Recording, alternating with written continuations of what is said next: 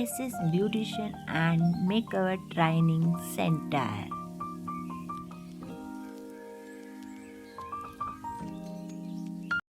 Air spa ಯಾವ ಥರ ಮಾಡೋದು ಅಂತ ತೋರಿಸ್ತೀನಿ. ಫಸ್ಟ್ ಕ್ರೀಮ್ ತೊಗೊಳ್ಳಿ, ಲೋರಿಯಲ್ ಇದು.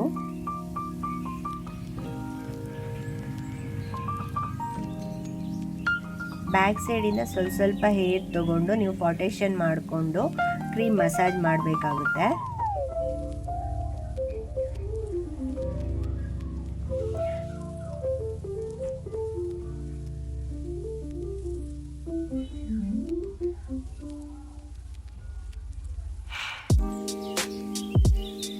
ನೀವು ಬ್ರಷಲ್ಲಾದ್ರೂ ಅಪ್ಲೈ ಮಾಡ್ಬೋದು, ಸೊ ಕೈಯಲ್ಲಾದ್ರೂ ಅಪ್ಲೈ ಮಾಡ್ಬೋದು ನೀವು.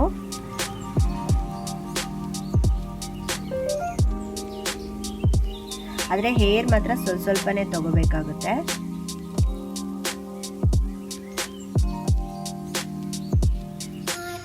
ಈಗ ಬ್ಯಾಕ್ ಸೈಡ್ ಎಲ್ಲ ಫುಲ್ ಕ್ರೀಮ್ನ ಮಸಾಜ್ ಮಾಡಿದ್ದೀನಿ. ಸೊ ಈಗ ಫ್ರಂಟ್ ತಗೋಬೇಕಾಗುತ್ತೆ. ನೋಡಿ, ಆ ಥರ ಕ್ಲೀನಾಗಿ ಅಪ್ಲೈ ಮಾಡಬೇಕಾಗುತ್ತೆ. ಫುಲ್ ಹೇರಿಗೂ ಕೂಡ ಅದೇ ಥರ ನೀವು ಅಪ್ಲೈ ಮಾಡಬೇಕಾಗುತ್ತೆ.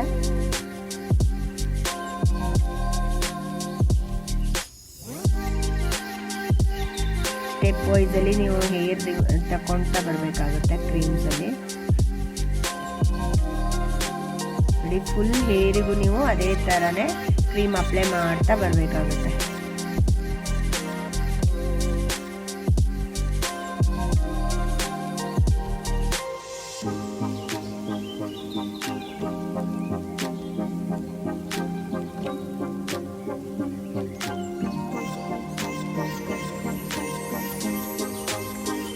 ನೋಡಿ, ಫುಲ್ ಹೇರ್ಗೆ ನಾನು ಕ್ರೀಮ್ ಅಪ್ಲೈ ಮಾಡಿದ್ದೀನಿ. ಇವಾಗ ಮಸಾಜ್ ಮಾಡ್ತಾ ಇದ್ದೀನಿ ಫುಲ್ಲು.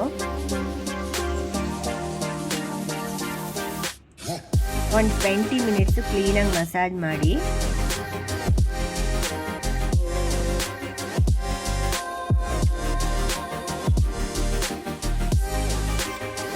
ನೋಡಿ, ಇವಾಗ 20 ಮಿನಿಟ್ಸ್ ಮಸಾಜ್ ಆಗಿದೆ. ಇವಾಗ ಸ್ಟೀಮ್ ಕೊಡ್ತಾ ಇದ್ದೀನಿ. ಇದೊಂದು 10 ಮಿನಿಟ್ಸು ಸ್ಟೀಮ್ ಕೊಡಬೇಕಾಗುತ್ತೆ ನೀವು ಹೇರ್ಗೆ.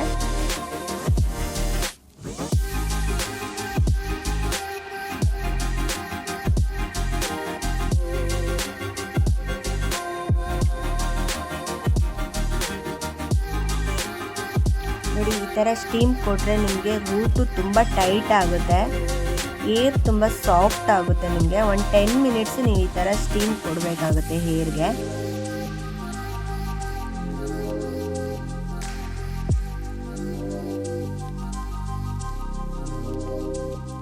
ಟೆನ್ ಮಿನಿಟ್ಸ್ ಸ್ಟೀಮ್ ಆದಮೇಲೆ ಏರ್ ವಾಶ್ ಮಾಡ್ತಾ ಇದ್ದೀನಿ ಕಂಡೀಷ್ನರ್ ಹಾಕ್ಬಿಟ್ಟು.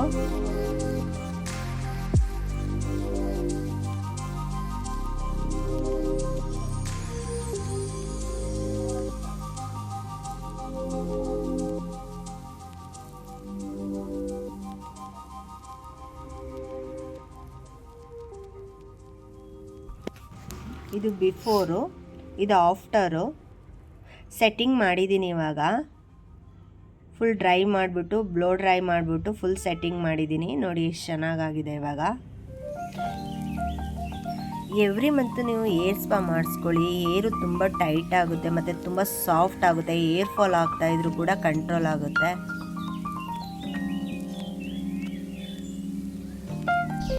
ಯಾರೆಲ್ಲ ನನ್ನ ಚಾನಲ್ನ ಸಬ್ಸ್ಕ್ರೈಬ್ ಆಗಿಲ್ಲ, ಸಬ್ಸ್ಕ್ರೈಬ್ ಆಗಿ, ಲೈಕ್, ಕಾಮೆಂಟ್, ಶೇರ್ ಮಾಡಿ. Thank you so much.